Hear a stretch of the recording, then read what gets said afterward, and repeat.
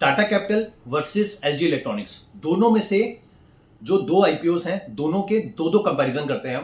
पहला कंपैरिजन हम ये करेंगे कि लिस्टिंग गेन की जो संभावना है वो दोनों में से किसमें ज़्यादा है। उसमें दूसरे नंबर पे जो हम कंपैरिजन करेंगे वो ये करेंगे कि जो है अलॉटमेंट के चांसेस दोनों में से किसमें ज़्यादा है। तो मैं आपको बता दूं, दोनों ही जो आईपीओ हैं वो 10,000 करोड़ से ऊपर के आईपीओ हैं। एलजी इलेक्ट्रॉनिक्स का आईपीओ 11,600 करोड़ का है, जिसका जो ग्रे मार्केट प्रीमियम चल रहा है 25% से ऊपर का चल रहा है। टाटा कैपिटल की बात करूं तो 15,500 करोड़ का आईपीओ है, जिसका ग्रे मार्केट प्रीमियम 5% के आसपास चल रहा है। अब मैं बात कर लेता हूं लिस्टिंग गेन। लिस्टिंग गेन की पूरी संभावना जो है होती हुई दिख रही है एलजी इलेक्ट्रॉनिक्स के अंदर। अगर आपको प्योरली जो है listing gain point of view से पैसा लगाना है तो आप बिंदास एलजी इलेक्ट्रॉनिक्स में लगाइए। ठीक है, मैं ये नहीं कह रहा कि आप जो है टाटा कैपिटल को अवॉइड करिए, उसमें भी लगाइए पैसा, बट लिस्टिंग गेन के हिसाब से देखा जाए तो एलजी इलेक्ट्रॉनिक्स में एक एज है। सॉरी।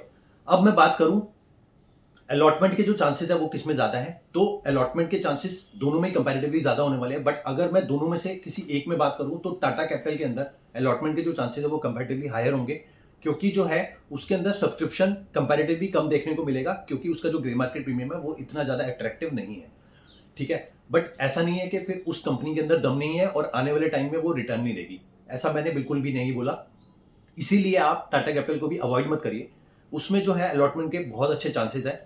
आप जो है अगर एक एचएनआई इन्वेस्टर हैं और तो आप अपना जो पैसा है वो एलजी इलेक्ट्रॉनिक्स में लगा दीजिए, बट आप रिटेल कैटेगरी में टाटा कैपिटल में भी अप्लाई करें, ऐसा नहीं है कि उसको अवॉइड कर दें। ठीक है, तो इसीलिए मैं आपको यही बोलूंगा कि फर्स्ट प्रेफरेंस जो है आप एलजी इलेक्ट्रॉनिक्स को दीजिए, बट आप उसको अवॉइड बिल्कुल भी मत करिए टाटा कैपिटल को। टाटा कैपिटल को भी आप अप्लाई करिए, चाहे हल्के हाथ से करिए।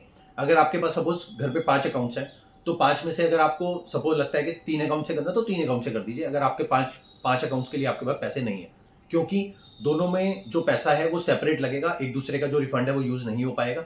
डेट्स बिल्कुल क्लैश कर रही हैं। ठीक है, जो टाटा कैपिटल है वो 6 अक्टूबर से खुल के 8 अक्टूबर तक चलेगा। 9 अक्टूबर को उसकी अलॉटमेंट आएगी, 10 को उसका रिफंड आएगा। तब तक जो है 7 अक्टूबर से लेकर 9 अक्टूबर तक एलजी इलेक्ट्रॉनिक्स का आईपीओ चलेगा और 9 अक्टूबर को आईपीओ बंद हो जाएगा। तो अगर वो टाटा कैपिटल का जो रिफंड है वो 10 अक्टूबर को आ रहा है तो उसके आने से पहले जो है एलजी इलेक्ट्रॉनिक्स का आईपीओ भी बंद हो जाएगा। तो आपको जो है इंडिविजुअली सेपरेटली दोनों के लिए जो है अमाउंट जो अलग अलग जो रिक्वायरमेंट जो है वो रहेगी। इसीलिए आप जो है दोनों ही आईपीओ के लिए चाहे थोड़ा सा फंड इधर उधर से मैनेज करके दोनों आईपीओ में अप्लाई करिए। ठीक है, लिस्टिंग पॉइंट ऑफ व्यू से भी और अलॉटमेंट पॉइंट ऑफ व्यू से भी, बट फर्स्ट प्रेफरेंस जो है आप एलजी इलेक्ट्रॉनिक्स को दीजिए और फिर जो है आप टाटा कैपिटल में अप्लाई करिए। Thank you.